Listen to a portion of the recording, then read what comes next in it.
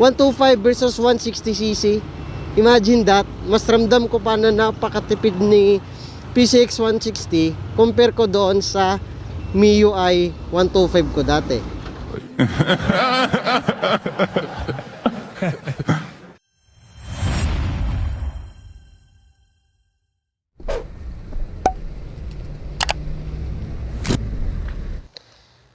So today guys ay re-review natin si PCX kung ano ba yung naging experience ko sa motor na to. And yan, magpapa-change oil na rin tayo, no, para sa warranty po natin. So from 0 to 3,500 odo tayo mga lodi. So 3 buwan na nakasama natin si PCX 160, si Black. Ayan, pinangalanan kong Black to kasi napaka-black niya, no? Ha? Makakaroon. Ato ko to diretso. Ay, mato na ka? Ay, sige. Okay, bye-bye. Bye-bye. Yak. So from 0 to 3,500 odo po tayo mga lodi. So 3 buwan nating nakasama si Honda at na-try na natin siya long ride at na-try na rin natin sa isang araw na rides, no. So una sa napansin ko sa motor na to ay yung kanyang comfortability. Tama po ba? Comfortability niya. So ayan, kasi naka naked handlebar na siya, and kung mapapansin mo, yan, mapapansin mo sa kamay ko, yan, napaka-relax. Napansin ko to nung nag-rides kami Talakag, Malaybalay, Libuna, and balik sa CDO. So almost 1 day naming inikot yon kasi nag-pace lang kami ng 80 o 70. So nasa 10 kami na riders, no, na naka PCX. Ayan, doon ko siya napansin na isang araw nga yun, pero hindi nangalay yung kamay ko, hindi sumakit yung likod ko. Although sa puwet, ayan, normal kasi yan kasi nakaupo ka. Pero kung tatawagin mong nakaupo ka sa kamay mo, so napaka-komportable. Plus matching pa ng upuan niya na napaka sarap ng kanyang foam. Ayan. So yan, isa yan sa napansin ko, no. So pangalawa, kung pag-uusapan natin power, okay naman siya. Okay na siya. So wag ko lang mag-expect ng 150, 140.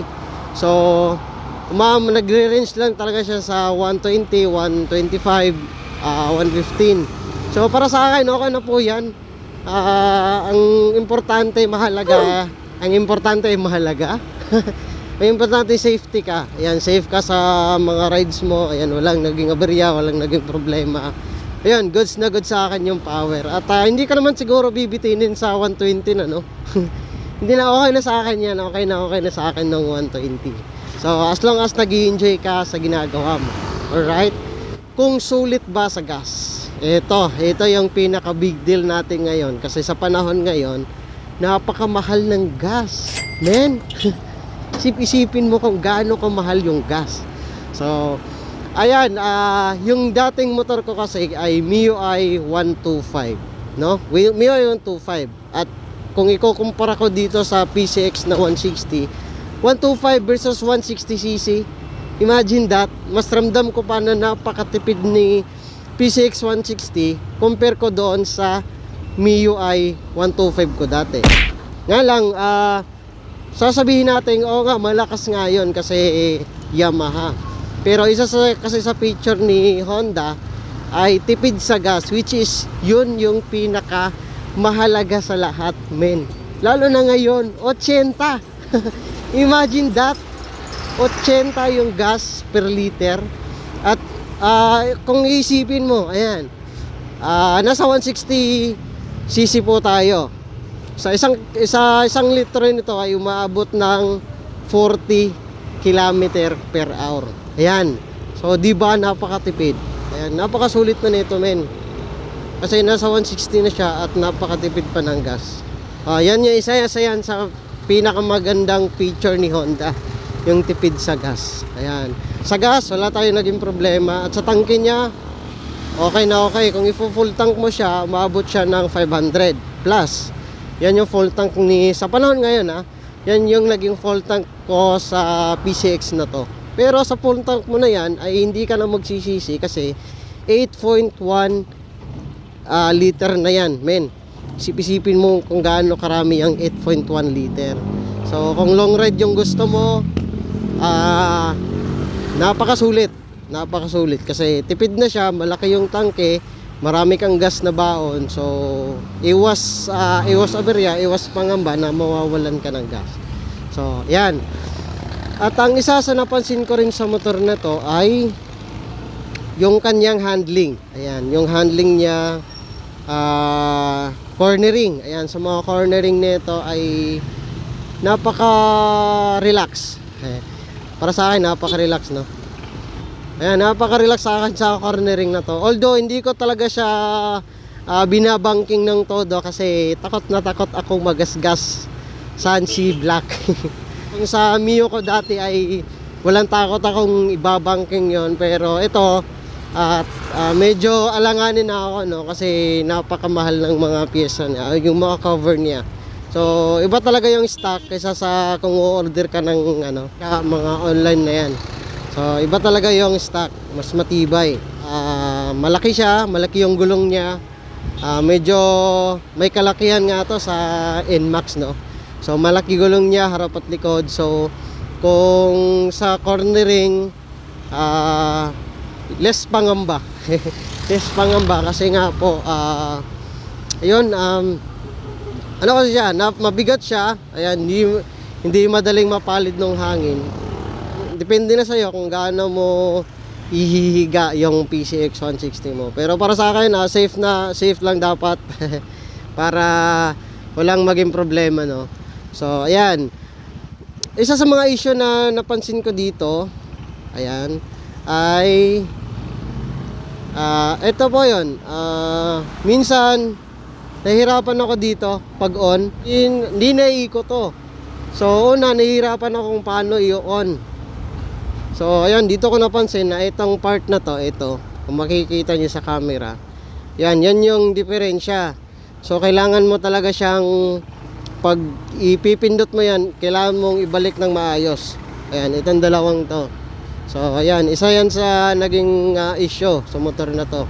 At ang isang issue pa nito, yung doon sa may bandang pulley. Ayan, sa may pulley niya, kung may makikita kayong napakalaking nut, which is yun yung naging lock niya, ay humugka, men. Pagbukas namin ng mekaniko, at buti na lang hindi ko talaga yun hindi ko na pinaandar nung nangyari yon sa akin. Kasi kung pinilit ko daw yon ay sigurado mauubos yung cover ng yung box cover ng atin pong panggilid, no. So yun, mabuti na lang at to the rescue agad yung mga taga Fetch CDO. Yan, shoutout po sa mga tumulong sa akin, nag-rescue sa akin noon. Wala nga lang akong documentation, wala akong document, hindi ako nakapag-picture kasi wala din ako phone sa pagkakataon na yon. Pero yan, thank you sa inyo mga idol. Mga lodin ng mga taga-Fetch. Ayan, so today guys ay ayan, papa-change oil din naman tayo. Pangalawang change oil nito, gear oil na rin ng atin pong unit para mabil pa rin natin yung 1 year na warranty. So yun, naka-idling tayo, no. So yan, nag-go off. So yun, yun napansin ko sa 3 buwan na kasama ko si PCX to 0 to 3,500 odo. Yan, Lodi. Oh, grabe, sobrang init. Grabe. So ayan, change oil na tayo. Pangalawang schedule natin sa change oil natin, no. So kukunin lang natin yung Itong ating owner's manual. Logbook lang. Okay.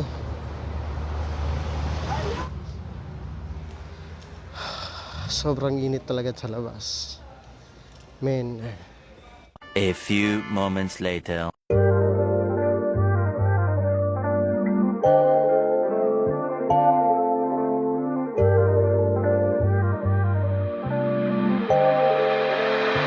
พี่ไม่มีลุยวิตตองมีแต่นี่ก่อนโตหนุนน้องคงน้ำตาน้องเพราะต้องช่วยพี่ออกค่าคอนโดอยู่กับพี่นะมันลำบากนะหรือว่าน้องจะทนอยู่กับพี่ลำบากนะหรือว่าน้องจะทน ก็พี่ไม่มีบาลองแถมค่ารถพี่ส่งไม่ทันนะกระเป๋าของพี่ดีออแต่ตัวพี่นะไม่มีตังค์อยู่กับพี่นะมันลำบากนะหรือว่าน้องจะทนอยู่กับพี่ลำบากนะหรือว่าน้องจะทนวันวานพี่เอาแต่เติมเงินทองพี่ก็ไม่หานะเธอบอกมันดูไม่ดีเธอชอบคนที่มันมีฐานะกูกะจะไปเอาตังค์อยู่แล้วอยู่ดีเบิร์นโทรมาหา Bro, smile bro. Tagal lang para kuan mo. Lang, bye. Sige lang ta.